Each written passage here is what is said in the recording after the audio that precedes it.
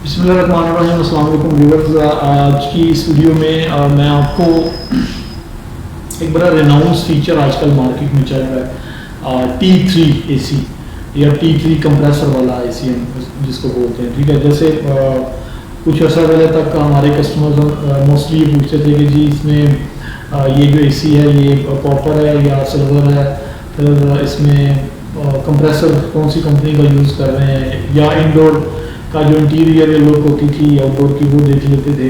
लेकिन आजकल जो मार्केट के अंदर एक आप कह लें कि वर्ड्स ऑफ माउथ है, मोस्ट ऑफ द कस्टमर्स हमारे सेल्समैन भी इस चीज़ को काफ़ी मार्केट कर रहे हैं कि जी ये T3 AC है।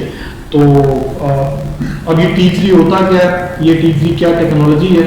तो एक्चुअली आज की इस वीडियो में आपको ये बताऊंगा कि T3 एक्चुअली क्या किस बला का नाम है। तो आप वीडियो लास्ट तक देखिएगा ताकि आपको पता चले कि T3 टेक्नोलॉजी जो है ये बेसिकली है क्या।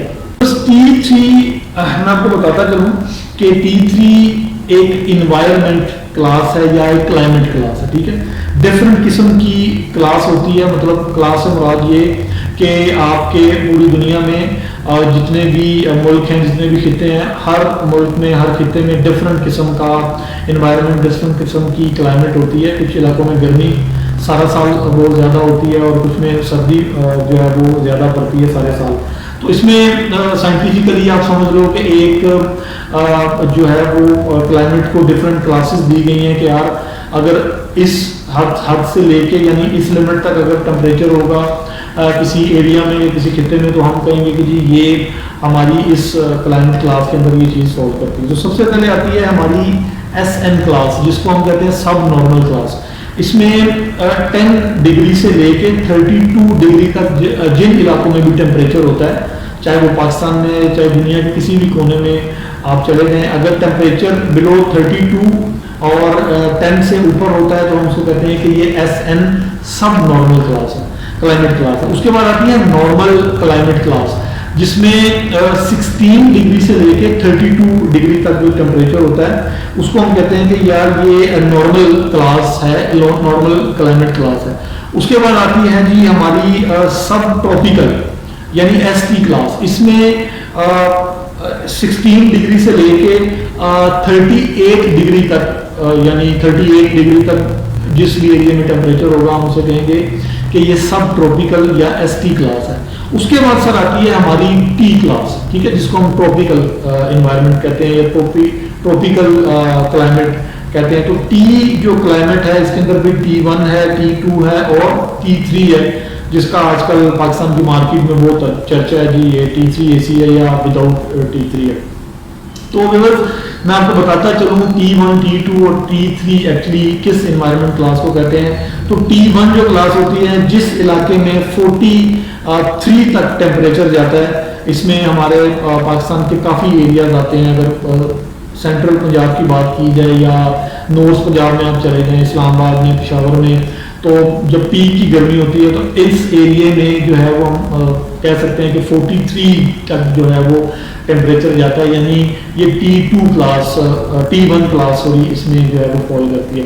T2 जो टेम्परेचर होता है वो बिलो 43 है, यानी 38 से 43 के दरमियान अगर जिन इलाकों में टेम्परेचर रहता है तो ये T2 इन्वायरमेंट क्लास या क्लाइमेट क्लास कहलाती है।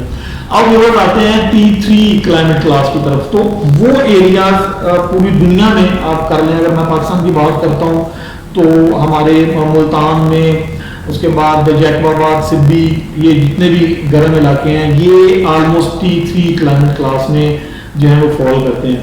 यानी इसकी 65 तक भी इसकी जो है वो स्टडी की गई है कि जिन इलाकों में यानी अगर 65 तक टेम्परेचर है, यानी जैसे हमारे अरब कंट्रीज हैं या अफ्रीकन कंट्रीज हैं, लेकिन आप इसको कह सकते हैं कि जिन इलाकों में 50 से ऊपर या 50 तक या 50 से ऊपर टेम्परेचर दर्जा हरारत जाता है सेंटीग्रेड्स में, वो जो हमारे इलाके हैं, वो जो एरियाज हैं वो T3 क्लाइमेट क्लास के अंदर फॉल करते हैं। तो अब देवर जो एक T3 मार्केट किया जा रहा है वर्ल्ड पाकिस्तान के अंदर स्पेशली AC के हवाले से, तो वो बेसिकली ऐसी टेक्नोलॉजी है, ऐसा हमारा AC है जो T3 क्लाइमेट क्लास के अंदर अपनी वर्किंग करता है, कूलिंग प्रोवाइड करता है, और मोस्ट इम्पोर्टेंटली उसका जो कंप्रेसर होता है वो ट्रिप नहीं करता। इसीलिए हम इसको कहते हैं यार ये T3 कंप्रेसर वाला एसी है या ये T3 एसी है। अब यहाँ पे इम्पोर्टेंट चीज एक और ये है कि जी बहुत सारी कंपनी सिर्फ ना T3 के नाम से एक एसी मॉडल मतलब मॉडल को लॉन्च कर रही हैं, और जो हमारा कॉमन सेल्समैन है या हमारा जो कस्टमर है वो ये समझता है कि शायद ये एक्चुअली T3 है।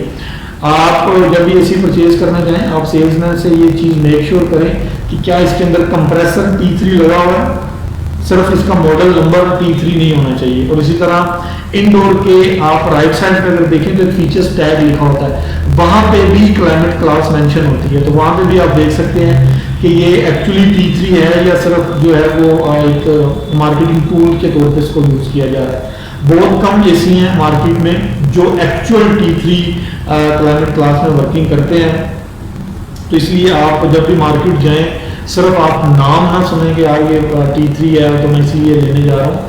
एक्चुअल T3 होना बहुत इंपॉर्टेंट है, ताकि आप वो जो T3 टेक्नोलॉजी वाला कंप्रेसर है वो आउटसाइड टेम्परेचर यानी बाहर का टेम्परेचर अगर 50 से ऊपर है तो उसमें भी उसका कंप्रेसर ट्रिप नहीं करेगा और आपको प्रॉपर जो है उसकी कूलिंग मिलती रहेगी। नहीं तो नॉर्मली ये होता है कि अगर बाहर बहुत ज़्यादा गर्मी है 48 या 50 डिग्री तक, और आपका जो एसी है वो T1 या T2 क्लाइमेट क्लास पे डिज़ाइन किया गया, तो उससे क्या होगा कि आपका जो कंप्रेसर है वो ओवर हीटिंग की वजह से हीटअप होके वो ट्रिप कर जाएगा और आपका एसी कूलिंग नहीं करेगा।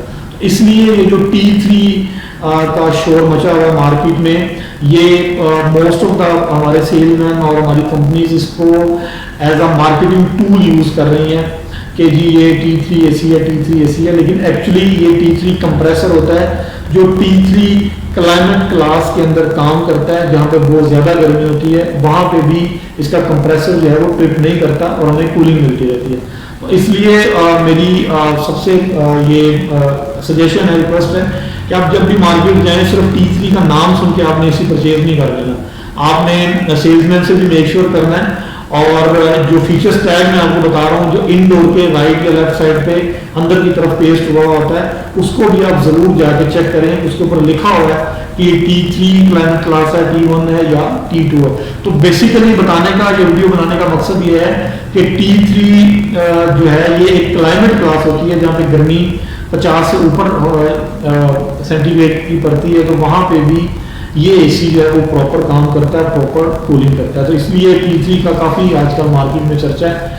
तो आपसे भी ये वीडियो इंफॉर्मेशन देने का मकसद यही था कि आप पहले एक्चुअल पता करें कि T3 है या नहीं है, उसके बाद आप उसकी जो है वो प्राइस पे करें, क्योंकि T1 और T2 जो एसी हैं वो कंपैरेटिवली T3 जो एसी है उससे वो सस्ता होता है, थोड़ा सा एक्सपेंसिव है। इस वजह से आप पहले मेक श्योर करें कि T3 है या नहीं है, और उसके बाद आप जो है वो एसी को परचेज करें। ये एक इन्फॉर्मेशन थी जो मैं समझता हूँ कि ज़रूरी थी, वो आपको दे दिए। अपना बहुत सारा ख्याल रखिएगा। अल्लाह हाफ़िज़।